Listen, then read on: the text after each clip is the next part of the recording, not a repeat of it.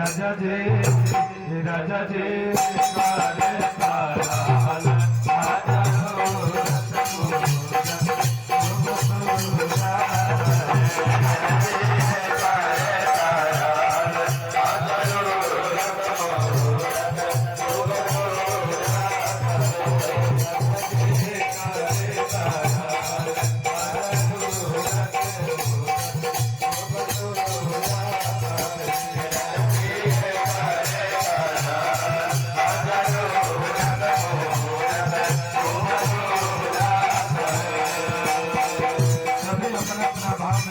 हिसाब से अपने हाथ में कटाई से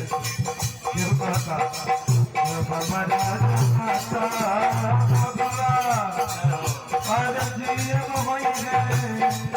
आज जाना तो जीव होई गए हमें माना तो जीव होई गए हमारा जाना बाबा जीव होई जाना तो जीव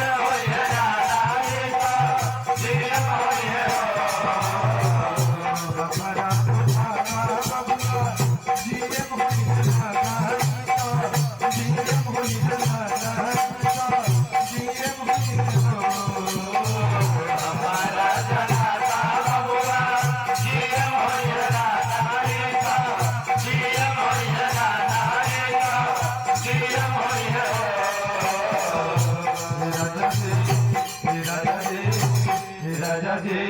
कारे तारा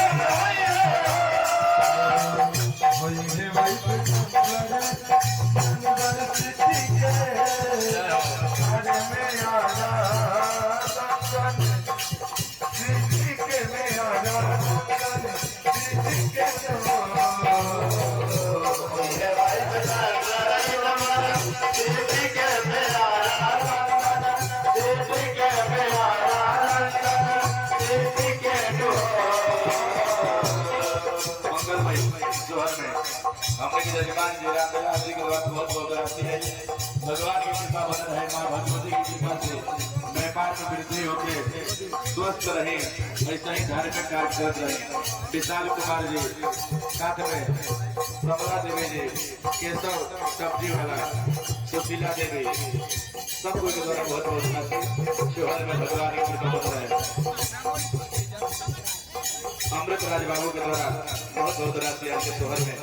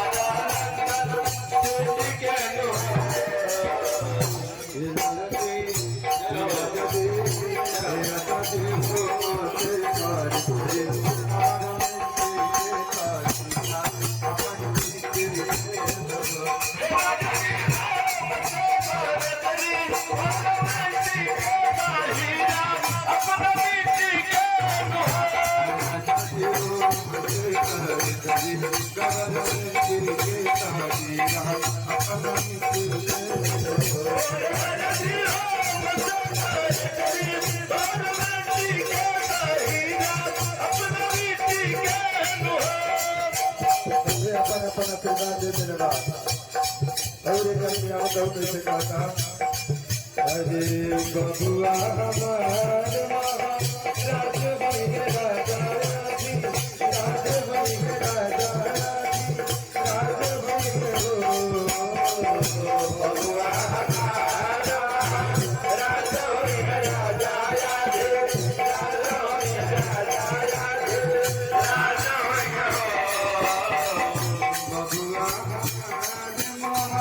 राज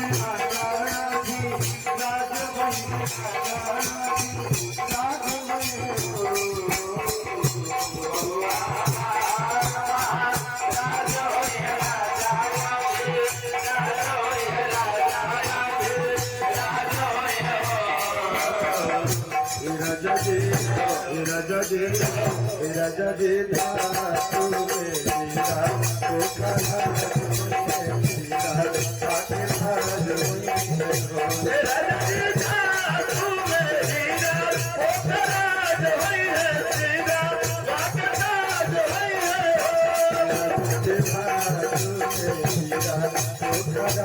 है राजा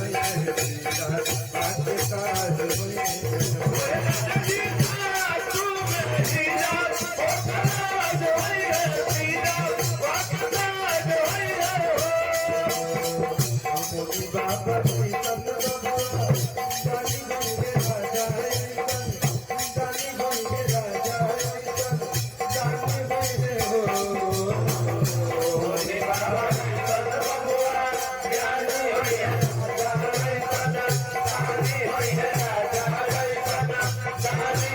होई है